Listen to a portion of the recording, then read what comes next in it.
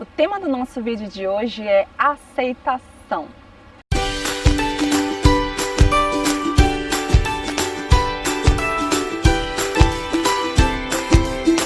Aceitação é uma palavra tão pequena, mas que causa grandes sentimentos dentro da gente, não é mesmo? E quem de nós nunca lutou por aceitação no trabalho, na escola e nos nossos relacionamentos pessoais?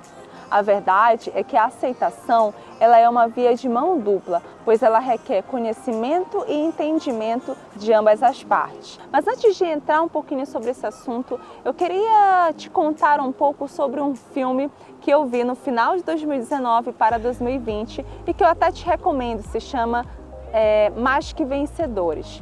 Esse filme ele tem como dois personagens principais, John e Hannah.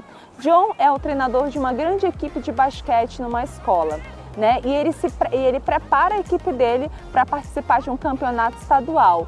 Quando no meio do caminho, uma das grandes fábricas, uma das grandes empresas daquele lugar fecha, simplesmente fale.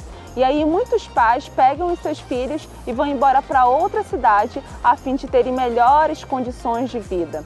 Enquanto isso, o John fica frustrado, porque agora ele já não tem mais o time dele, né?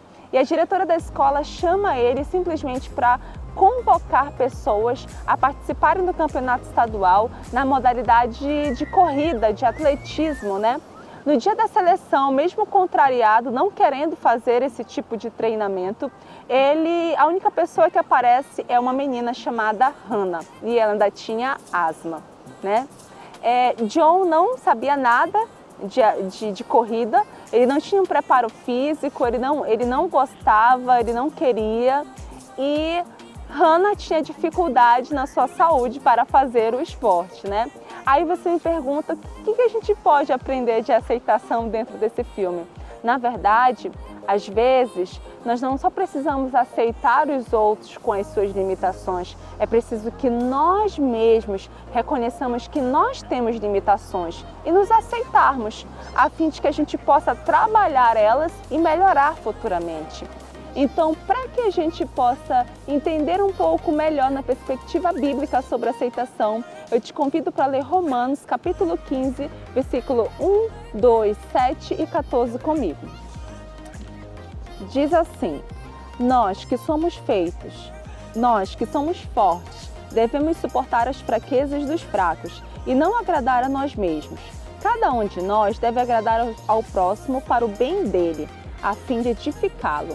Portanto, aceitem uns aos outros da mesma forma como Cristo os aceitou, a fim de que vocês glorifiquem a Deus. Meus irmãos, eu estou convencido de que vocês estão cheios de bondade e plenamente instruídos, sendo capazes de aconselhar uns aos outros. Bom, a partir desse capítulo, nós podemos tirar 4 verdades bíblicas dele. A primeira é que através do apóstolo Paulo, Deus nos ensina que nós não devemos viver apenas para nos fazer felizes, embora isso seja muito bom, né? Nós precisamos deixar de lado as nossas opiniões e convicções para que possamos colocar o interesse do outro acima de nós. Isso vai ajudar você a ser uma pessoa mais misericordiosa, a ser uma pessoa mais flexível no assunto perdão e exercitar muito do caráter de Deus nos seus relacionamentos pessoais.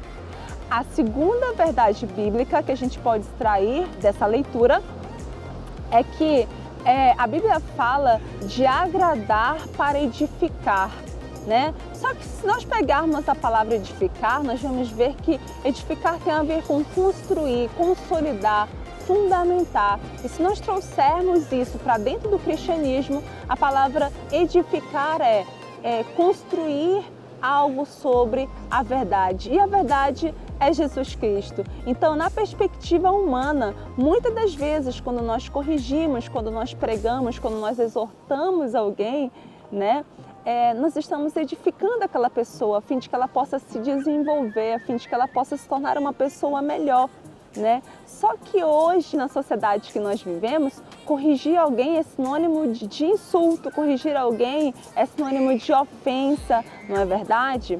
E pense sempre sobre isso. Jesus, ele não agradou a todos, justamente porque ele corrigia para o bem, ele corrigia para desenvolver e não para diminuir.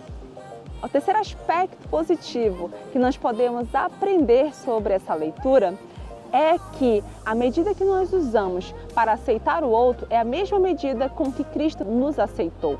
A palavra de Deus fala que nós éramos órfãos, éramos ovelhas perdidas, e pelo sacrifício de Jesus na cruz, Ele nos deu a salvação. Ele nos olhou da forma como ninguém nos olhou. E é com esse sentimento de misericórdia e compaixão que nós devemos olhar para o nosso irmão, sem qualquer aspecto aparente de religiosidade. O último aspecto a ser mencionado é que Paulo recomenda que os irmãos se aconselhem, ou seja, aconselhem uns aos outros. Só que esse aconselhamento, ele não deve estar apenas centrado no conhecimento bíblico. É necessário que nós tenhamos o fruto do Espírito chamado bondade, pois a bondade ela está relacionada ao amor. Então, muitas das vezes nós queremos falar dentro dos padrões bíblicos, mas nos falta o fruto do Espírito. E quando nós temos a bondade, quando nós temos o amor, isso pondera, isso dá um equilíbrio às nossas palavras, principalmente para aquelas pessoas que estão recém-chegadas no corpo de Cristo. Então, eu queria que você refletisse um pouco sobre a palavra aceitação. A aceitação é um processo não só de reconhecer ou aceitar o outro como ele é, mas principalmente de reconhecer as suas limitações e tentar melhorar a si mesmo. Ao longo da Bíblia e desse mesmo capítulo, são usadas duas palavras, força e esperança, porque foram palavras que encorajaram relacionamentos ao longo da Bíblia. Ainda hoje, o mesmo Deus que recebeu pecadores e os fez santos é o mesmo Deus que nos dá força e esperança para que nós possamos redimir os nossos relacionamentos e a nossa geração. Eu queria te encorajar a pensar sobre isso.